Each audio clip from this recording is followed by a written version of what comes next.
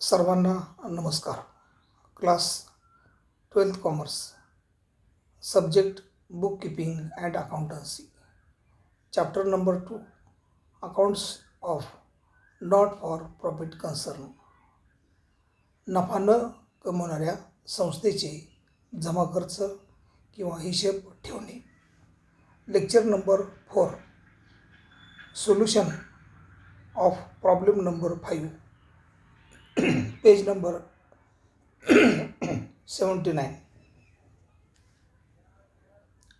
Problem name Vena cultural association, Satara. Next.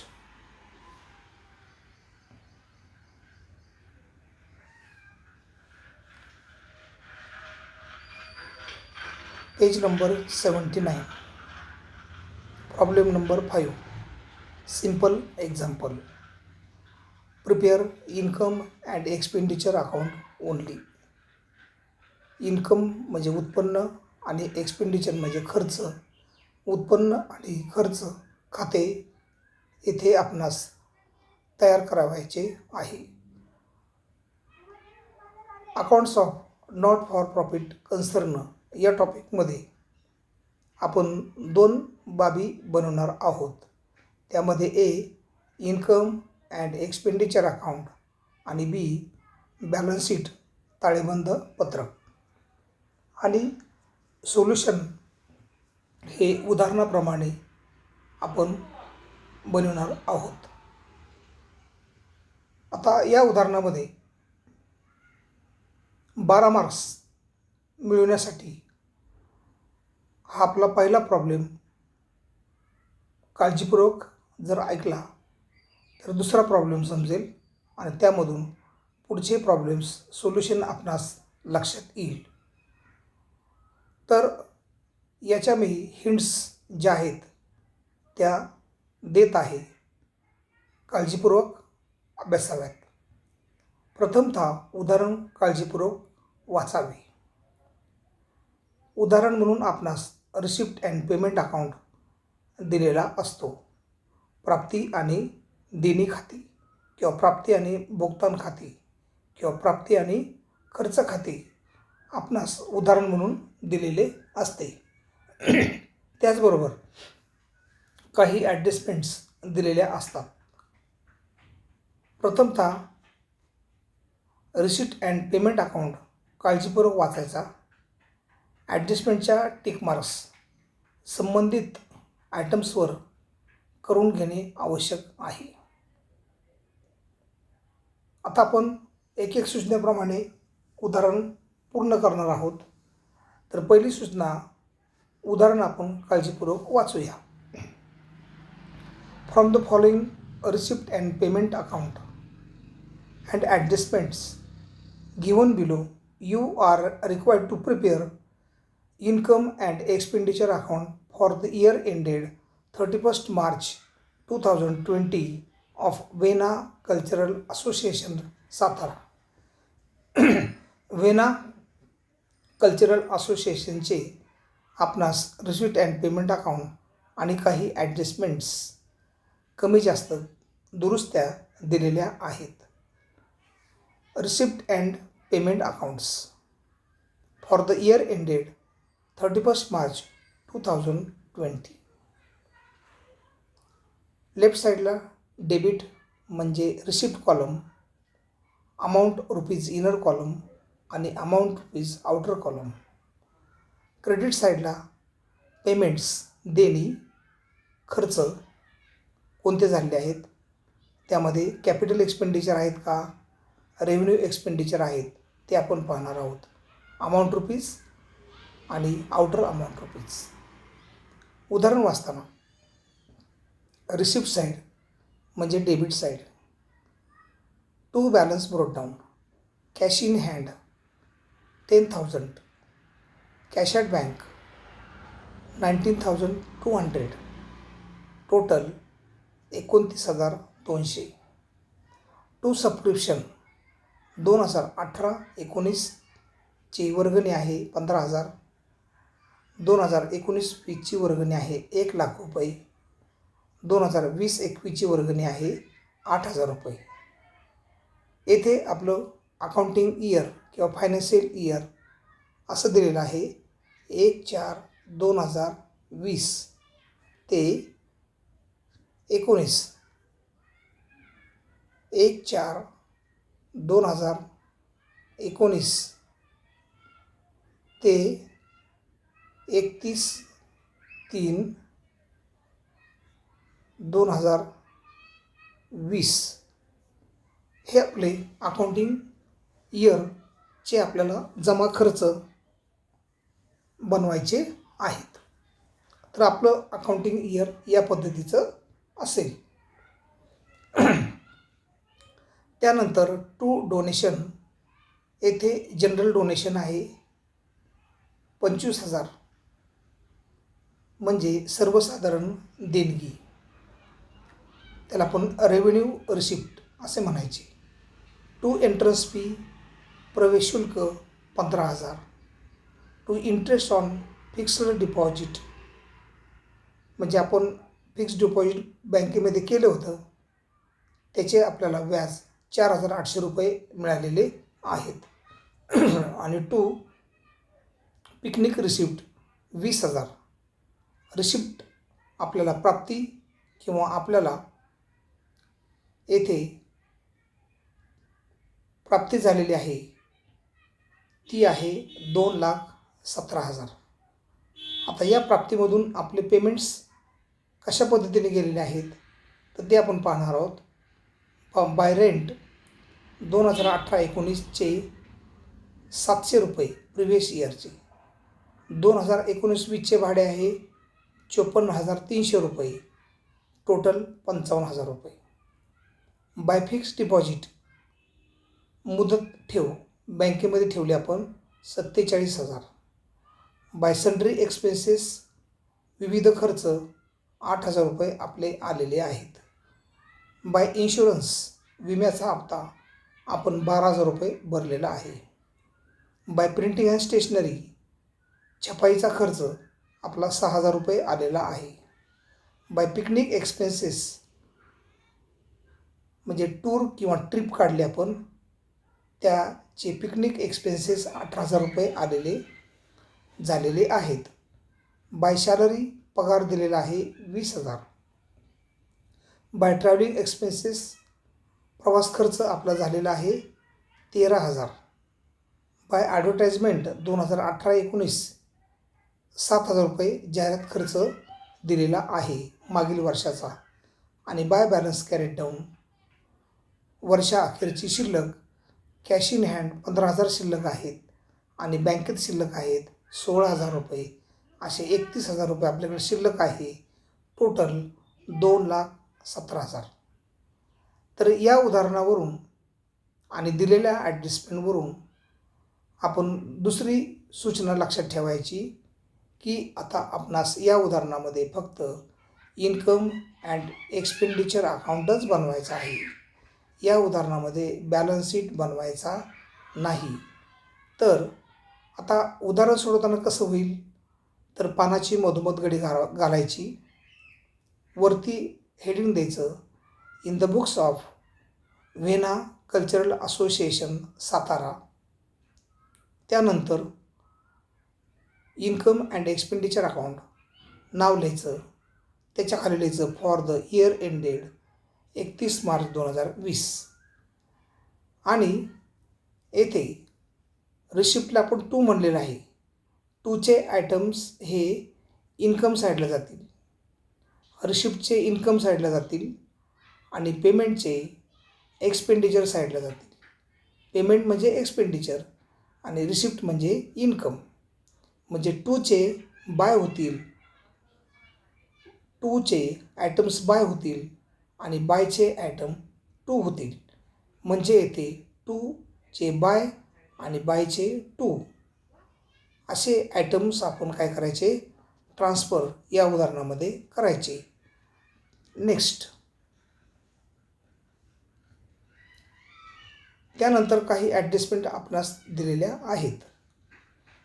Adjustment first adjustment आहे outstanding rent for the current year was ₹7,000. म्हणजे चालू वर्षाचे भाडे ₹7,000 द्यावायचे राहिलेले आहेत, ते आपण ॲड करायचे रेंटमध्ये. दुसरी ॲडजस्टमेंट आहे 60% entrance fees should be capitalise. आणि जी एंट्रन्स फी आहे त्या एंट्रन्स फीमधील 60% रक्कम आपण कॅपिटल फंड म्हणून विचारात घ्यावयाची आहे. तिसरी adjustment outstanding subscription for the current year was ₹20,000. आणि चालू वर्षाची वर्गणी आपणास ₹20,000 येणार आहे, ती आपण चालू वर्षामध्ये ॲड करायची. आपलं अकाउंटिंग इयर कसं आहे, 1/4/2019ला सुरू होतं आहे आणि संपतं आपलं ते 31/3/2020ला संपते. म्हणजे 2019चे 9 महिने आणि 2020चे 3 महिने असं 12 महिन्याचं आपलं अकाउंटिंग इयर येथे दिलेले आहे. त्यानंतर चौथी ॲडजस्टमेंट आपली आहे प्रिपेड इन्शुरन्स ₹1,000. आणि विम्याचा हप्ता आपण आगाऊ भरलेला आहे.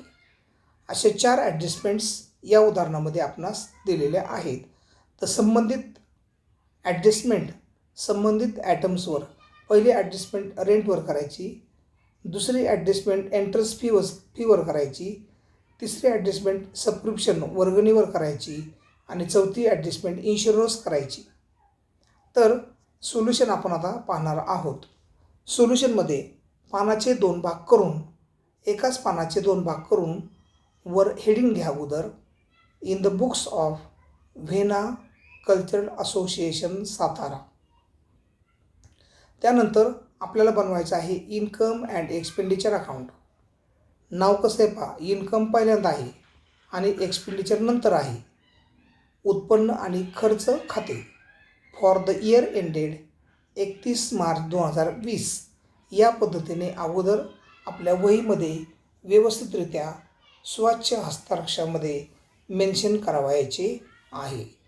त्यानंतर पानाचे 2 फोल्ड केल्यानंतर डेबिट साईडला, आता जरी नाव आपलं इन्कम अँड एक्सपेंडिचर अकाउंट असं असेल तरी डेबिट साईडला आपण एक्सपेंडिचर लिहायचं आणि क्रेडिट साईडला आपण इन्कम लिहायचं. कारण इन्कम अँड एक्सपेंडिचर अकाउंट हा आपला नॉमिनल अकाउंट आहे आणि नॉमिनल अकाउंटचा नियम आपला आहे debit the expenditure and losses and credit the incomes and gains. आणि त्यामुळे क्रेडिट साईडला इन्कम आलेलं आहे आणि डेबिट साईडला एक्सपेंडिचर आलेलं आहे. तर नाव जरी आपलं इन्कम अँड एक्सपेंडिचर अकाउंट असेल तरी लिहिताना पानाच्या डाव्या बाजूला एक्सपेंडिचर लिहायचं आणि पानाच्या उजव्या बाजूला इन्कम लिहायचं आहे. तर आता आपण रिसिप्टचे आयटम इन्कमला घेणार आहोत आणि पेमेंटचे आयटम एक्सपेंडिचरला घेणार आहोत. तर आपण आता उदाहरण पाहूया, सोडूया उदाहरण आपण. तर पहिला आयटम आपला आहे रिसिप्ट साईडचा, to balance brought down, cash in hand 10,000 आणि कॅश ॲट बँक 19,200, 29,200 हा आयटम आपण दाखवायचा नाही. त्यानंतर टू सबस्क्रिप्शन वर्गणी आपली आहे, मागील वर्षाची वर्गणी 2018-19ची वर्गणी आहे 15,000, ही दाखवायची नाही. 2019-20 आपलं करंट इयर आहे, चालू वर्ष आहे, आपलं हिशेबाचं वर्ष आहे. म्हणजे वर्गणी दाखवताना आपण 1,00,000 येथे दाखवायचे. टूचे बाय होतील आणि रिसिप्टचे इन्कमला येतील आणि मग येथे येईल आपलं बाय सबस्क्रिप्शन इनर साईडला 1,00,000. सर्वांना समजलं असेल. रिसिप्टचं इन्कम साईडला आणि पेमेंटचं एक्सपेंडिचर साईडला. किती सोपं आहे पहा.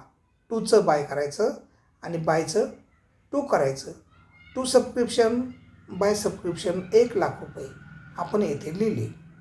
त्यानंतर याच्यामध्ये पहिली आपली जी ॲडजस्टमेंट आहे 3 नंबरची ॲडजस्टमेंट आहे outstanding subscription for the current year was ₹20,000. आणि चालू वर्षाची येणे वर्गणी आपली वर्गणीमध्ये ॲड करायची. बाय सबस्क्रिप्शन 1,00,000 रुपये, ॲड आउटस्टँडिंग सबस्क्रिप्शन येणे वर्गणी 20,000, 1,00,000 अधिक 20,000 बरोबर आउटरला आले 1,20,000 रुपये आलेले आहेत. म्हणजे आपली तिसरी ॲडजस्टमेंट येथे पूर्ण झालेली आहे. त्यानंतर टू सबस्क्रिप्शन 2018-19 घ्यायची नाही, मागील वर्षाची आहे.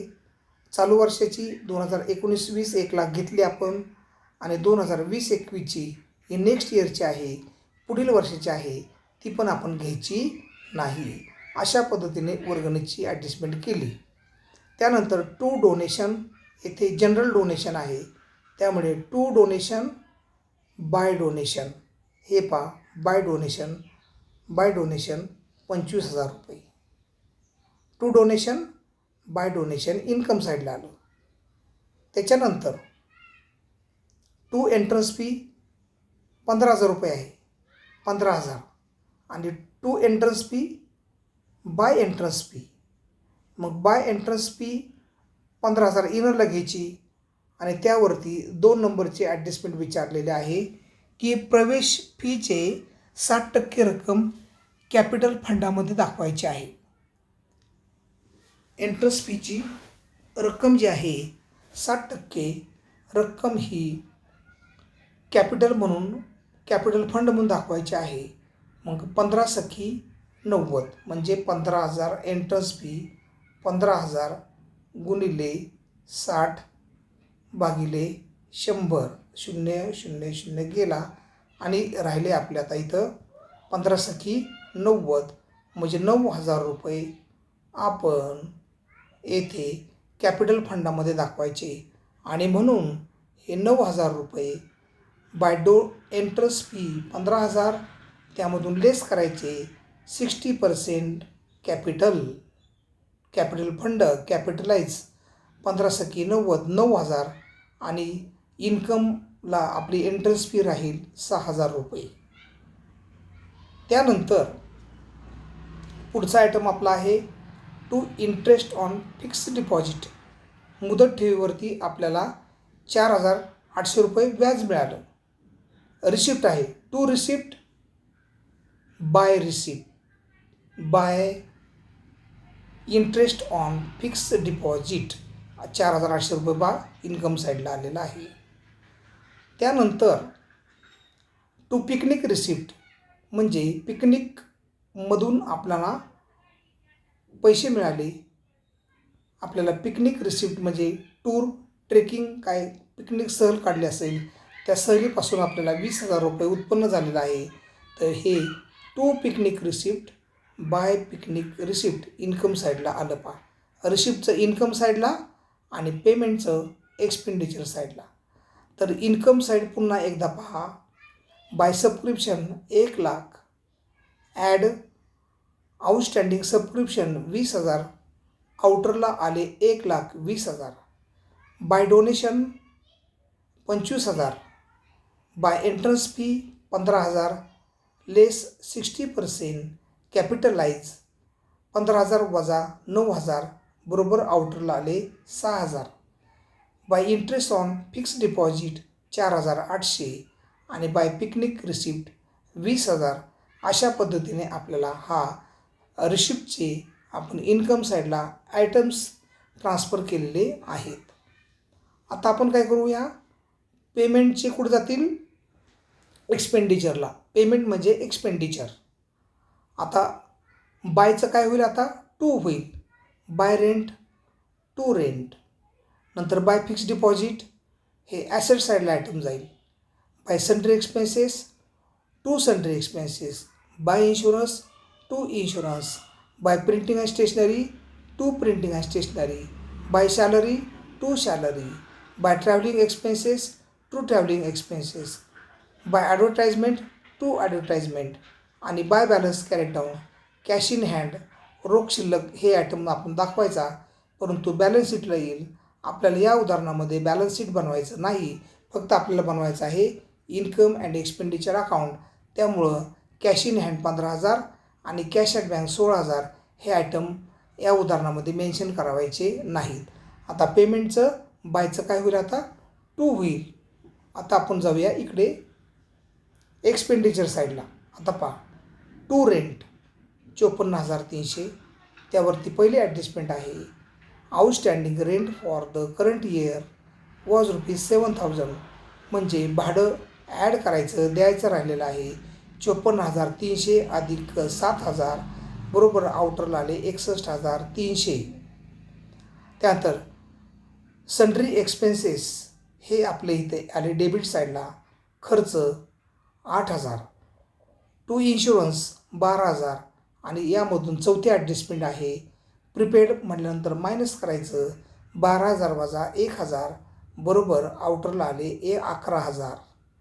नंतर पेमेंटला होतं प्रिंटिंग अँड स्टेशनरी बाय, इथे झालं to printing and stationery 6,000. To picnic expenses पिकनिकला खर्च आला 18,000. To salary 20,000. To travelling expenses 13,000. अशा पद्धतीने आपलं इन्कम झालेलं आहे 1,75,800 रुपये. त्याची बेरीज मांडायची, म्हणजे इन्कम सूत्र आपलं काय आहे, नफा बरोबर उत्पन्न वजा खर्च. नफा बरोबर उत्पन्न वजा खर्च. उत्पन्न आपलं आहे 1,75,800, ते येथे मांडायचं. खर्च आपले आहेत, खर्च 61,300, 8,000, 11,000, 6,000, 18,000, 20,000, ट्रॅव्हलिंग एक्सपेन्सेस 13,000. असे आपले इथे एकूण एवढे खर्च आलेले आहेत. त्याची बेरीज करायची 1,17,800. त्याच्यामधून ती बेरीज वजा केल्यानंतर आपल्याला सरप्लस म्हणजे profit, excess of income over expenditure, म्हणजे excess of income over expenditure म्हणजे आपलं उत्पन्न 1,75,800, त्यामधून खर्च वजा केले तर आपल्याला या उदाहरणामध्ये प्रॉफिट झालेला आहे 38,500 आणि टोटल आपली आली 1,75,800 रुपये. तर या पद्धतीने सांगितलेल्या ज्या सूचना आहेत त्या काळजीपूर्वक वाचायच्या, ऐकायच्या आणि त्याप्रमाणे हे उदाहरण सोडवायचं आहे. पुन्हा एकदा उदाहरण आपल्यासाठी solution in the books of Vena cultural association Satara. पानाची घडी घालून वरती लिहायचं. 2 नंबर लिहायचं इन्कम अँड एक्सपेंडिचर अकाउंट. 3 नंबर लिहायचं for the year ended 31 March 2020. Income and expenditure जरी असेल तर डाव्या बाजूला डेबिट साईडला एक्सपेंडिचर आणि उजव्या बाजूला इन्कम, क्रेडिट साईडला नॉमिनल अकाउंटप्रमाणे debit the expense and losses and credit the incomes and gains. आणि या पद्धतीने खर्च सगळे पेमेंटचे एक्सपेंडिचरला येतील आणि रिसिप्टचे इन्कम साईडला येतील. म्हणजे रिसिप्टला इन्कम म्हणायचं आणि पेमेंटला एक्सपेंडिचर म्हणायचं. आणि म्हणून rent 61,300, to sundry expenses 8,000, to insurance 11,000, to printing and stationery 6,000, to picnic expenses 18,000, to salaries 20,000, travelling expenses 13,000. त्यानंतर इन्कमला बाय वर्गणी 1,00,000, ॲड आउटस्टँडिंग वर्गणी येणे वर्गणी 20,000, आउटरला 1,20,000. बाय डोनेशन देणगी 25,000 मिळाली. प्रवेश फी मिळाली 15,000, त्याच्यामधून 9,000 कॅपिटलला ट्रान्सफर केले. 6,000 आपल्याला प्रवेश फी मिळाली. आपल्याला फिक्स डिपॉझिटवर 4,800 व्याज मिळालं. आपलं पिकनिक रिसिप्ट उत्पन्न झालं 20,000. 1,75,000 हा आपला उत्पन्न सूत्र. आपलं नफा बरोबर उत्पन्न वजा खर्च. उत्पन्न 1,75,800, त्यामधून खर्च वजा करायचा आणि आपल्याला या उदाहरणामध्ये प्रॉफिट झालेला आहे to surplus excess of income. Excess म्हणजे काय जादा आहे, इन्कम जादा आहे आणि खर्च कमी आहे. उत्पन्न जास्त, खर्च कमी, तर आपल्याला होईल येथे सरप्लस. अशा पद्धतीने 1,75,800, 1,75,800 उत्पन्न आणि खर्च असा आपण मॅच केला आणि 38,500 रुपये आपल्याला सरप्लस झालेला आहे. आता एक टिप दिलेली इथं, आपण picnic expenses may be deducted from picnic receipt, आपण त्यामधून वजा करून सुद्धा दाखवू शकतो किंवा सेपरेट दाखवू शकतो. इन्कमला बाय पिकनिक रिसिप्ट, पिकनिक सहलीमधून उत्पन्न आणि पिकनिक एक्सपेन्सेस, पिकनिकचा खर्च आपला झालेला आहे 18,000 रुपये, असं पण आपण सेपरेट दाखवू शकतो. तरी सर्वांनी हे एक्झाम्पल नंबर 5 जे आहे वेना कल्चरल असोसिएशन व्यवस्थितरित्या समजून घ्या आणि 2-3 वेळा ते पहा, व्हिडिओ पहा, उदाहरण समजून घ्या आणि वहीमध्ये पूर्ण करा आणि याचे 12 मार्क्स आपल्याला मिळाले पाहिजेत. अशा पद्धतीने या उदाहरणापासून आपण जाणार आहोत. तर 12 मार्क हे आपणास मिळायलाच पाहिजे एवढा हा टॉपिक सोपा आहे. तर आलेला व्हिडिओ केअरफुली अभ्यासायचा आहे. धन्यवाद.